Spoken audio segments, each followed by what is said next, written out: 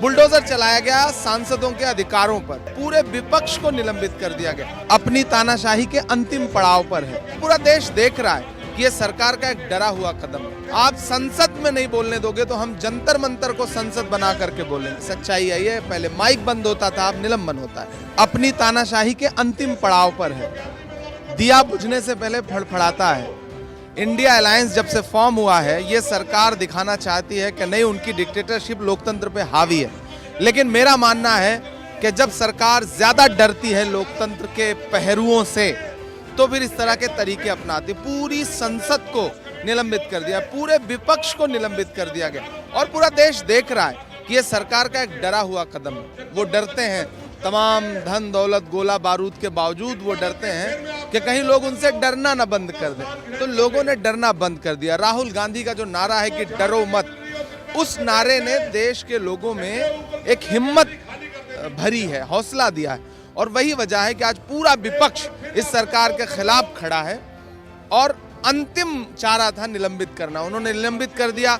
लोकतंत्र के मंदिर में बुलडोजर चलाया गया सांसदों के अधिकारों पर, लेकिन हम डर नहीं रहे। हम सड़क पर उतरे, हम जंतर मंतर पर बैठे हैं।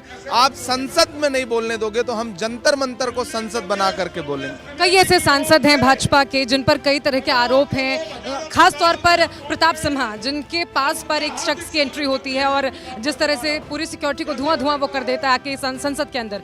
वो एमपी अंदर है लेकिन बाकी एमपीज को बाहर किया रहता है। वो कायर कहना यहाँ पर सही होगा सरकार को? सिर्फ प्रताप सिन्हा नहीं, आप शुरू करिए रमेश बिधूड़ी, टेनी जी, बृजभूषण शरण सिंह, प्रताप सिम्हा, एक लंबी फहरिस्त है जिन पे क्या कार्रवाई हो रही है किसी को पता भी नहीं है।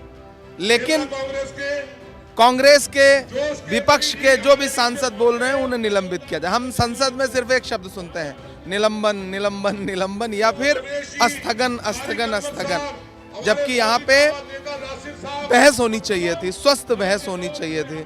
लेकिन लोकसभा स्पीकर के जरिए, चेयरमैन के जरिए विपक्ष की आवाज दबाई जा रही है। सच्चाई यही है, पहले माइक बंद होता था, अब निलंबन होता है। कैसे जोड़ा जाएगा देश की जनता को इस पूरे मूवमेंट से?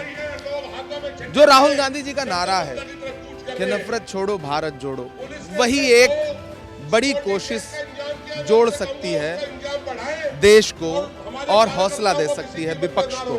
तो हम राहुल जी के सिपाही की तरह सड़क पर उतरेंगे, उनके नेतृत्व में आगे बढ़ेंगे और देश जुड़ता चला जाएगा। क्योंकि तानाशाही अपने चरम पर है और चरम की एक सीमा होती है, उस सीमा के बाद उसे नीचे आना पड़ता है।